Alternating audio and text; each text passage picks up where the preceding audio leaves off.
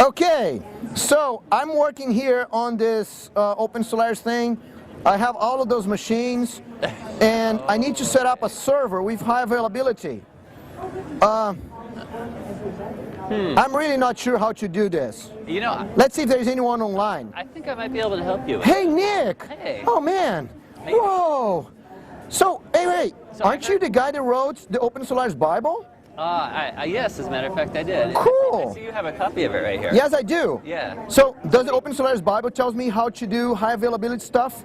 It does. There's a whole chapter in there on high availability clusters. Excellent. So, can you help me out this?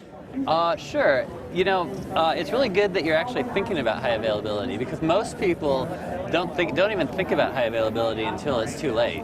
Right. Because, see, the thing you have to understand about availability is that people take availability for granted. And your users, your customers, they're going to expect your service. What kind of service are you doing? I mean, do you mean that when I'm doing here my web server and my application server here, don't they guarantee that things are going to run the whole time? Well, not exactly. Not exactly. See, the problem is, even if the software is 100% bug-free.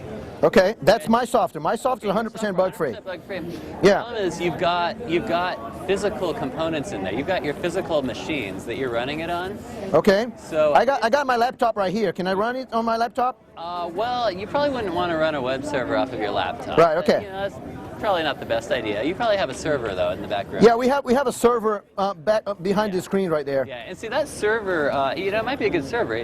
I'm sure it is, and it'll. It's a Sun server. So it's a great server. Excellent. But you know, it's got physical hardware components that are going to fail at some point. It will? You know? Oh yeah, that CPU is going to die sometime. Well, Your disks are going to die at some point. my disk's gonna die? What? Your disk? Yeah. My disk's gonna die? Yeah, it is. Oh, come on. Your network card? They're right here. Aren't Yeah. they very reliable? Yeah, well, Nope. that disk. They died. See, that disk. That's died. gone. That disk. That's a crashed. gone disk. Yeah. You know, what about another disk that dies? Yeah. Okay. That disk is going to die too. Right.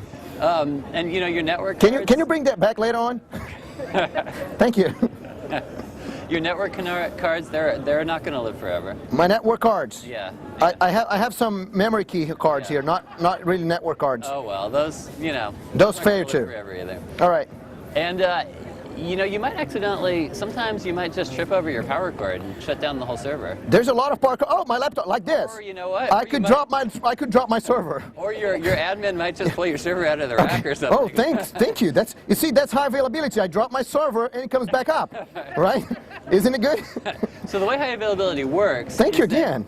is that you use hardware redundancy. So you have like two machines. Okay. Two separate servers, maybe not even in the same row.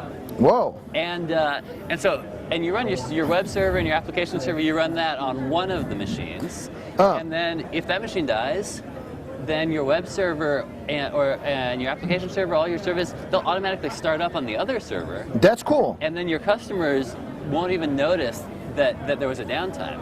Aren't they going to know that there's another server that you're serving them? No, it's completely transparent to the client. Excellent. They don't even know that they're talking to a cluster. Something else fell off there. Yeah. That's okay. That's just a book. Yeah. That's not my book. No, your book is right there on the shelf. Yeah, that's good. Good. Yeah. So we have this open high availability cluster software that runs on top of Open Solaris. Okay. You see, and you can use that to cluster two or more physical machines to give yourself greater availability of the system as a whole. That's very cool. Yeah. And okay, so enough of the explanation. I got it. I got to do this. Okay. How do I do it? Okay, so Can I just install a package here in Open Solaris? yeah, that's exactly how it works. So you install Open Solaris on both of your servers, and then you have to go to package.sun.com and you register. Package.sun.com? Yeah. Okay. You register for a certificate and a key, and then you have to set up your package authority. I'm sorry. Your publisher. Thank you you. have to set your package publisher to get to the HA cluster repository.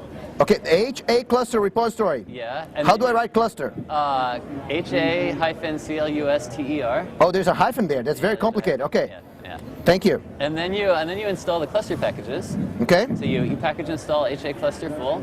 Okay. On each machine.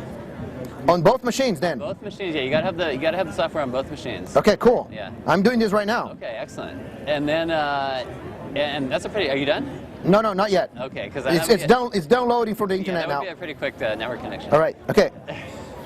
So once you've got that installed, Then you run the SC install utility on one of the machines. SC install. Yeah, and that just walks you through the steps to configure your cluster. I can see the steps right here. Yeah, it'll ask you, you know, like what network cards you want to use for your private network, what networks you want to use for the public network. Right. And so on. And that sounds very cool. Yeah. Okay. So when you're done with that, take you few minutes. Your servers are going to reboot once, and then you'll be ready to go. Oh, okay. You have to set up. You have to tell the cluster that you're running the web server and the application server. Yeah, I'm running. Can I run any application server? I have Glassfish here. You have Glassfish. Glassfish will work. Okay, yeah. perfect. And any web server too? Yeah. You can use Apache. Okay, I'm using Apache here. That's good, fine. good. Okay, good. Yeah. That sounds good. Do you have a database too? MySQL? I got a database. Yeah, I have MySQL. Okay. Yeah, cool. That'll work too.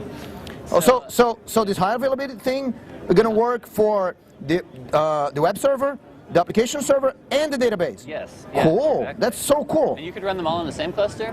In the same cluster. That means you could run you could run them each in separate zones if you wanted. On the zones. cluster. Yeah. Okay. Zones a different thing, right? Yeah. So zones are the operating system level virtualization Right. that we have in Open Solaris. Yeah. So they provide a secure and isolated container for running applications without the overhead of a full virtual machine. So there's a shared kernel, shared operating system kernel. That's very cool. So do I have to use zones for that? No, you don't have to use Okay. zones. You can just run them all. Okay, because I have two machines, right? So I can just run two machines. Yeah. Good. Yeah, Good. Okay. Yeah. Well, I think it's running. Okay. Well, That's so easy. yeah, and you know, as a test, you can sort of kill one of the machines. Can I kill one of the machines? Yeah. Dead. Okay. One of the machines is dead. Yeah. That's fine. And so now you can see that the web server and the application server and the database, they all failed over to the other machine. So I can't see anything because my laptop. well, it sees fell over to the other machine. Good. Yeah, Oops. exactly. Oh man, this whole thing about failing over, it's failing everything over here. Yeah, I guess so. All right. Failing over, not falling over. Falling. Okay, Yeah. I think I should write do something so this laptop comes back up immediately. Yeah. Okay, good. Okay, so you're all set, I think.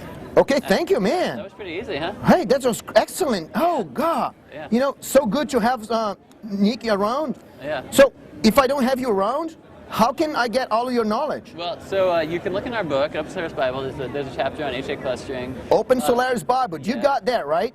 You get the Open Solaris Bible, and all of Nick's knowledge is on your head. Or you can go to opensolaris.org, and you can search for HA clusters, and there's a bunch of documentation on there. Or you can go to docs.sun.com. So it's all online for free on the internet? Yeah, it is. All day. Whoa! This Open Solaris stuff is so cool. Yeah.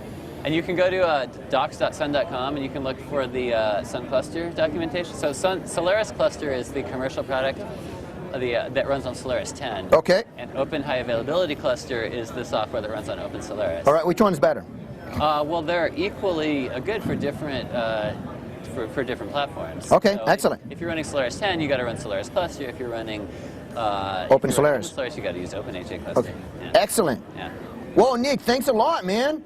You're solving a lot of problems. Now I have my server up and running, and it's high availability, so if it falls off, the other machine is going to pick it up? Yeah. Excellent. So all my users are going to be happy. Oh, yeah.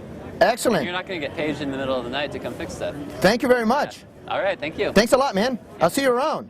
Thanks for stopping by my office. Whoa.